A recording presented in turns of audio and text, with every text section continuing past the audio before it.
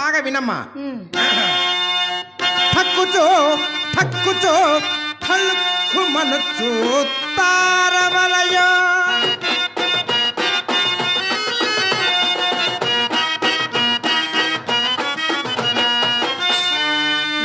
నగుచు నగుచు వాల్చు పుల్లెడదల నోటవలయో. ఏదమ్మా ఒక్కసారి వాళ్ళు చూపులా చూడు.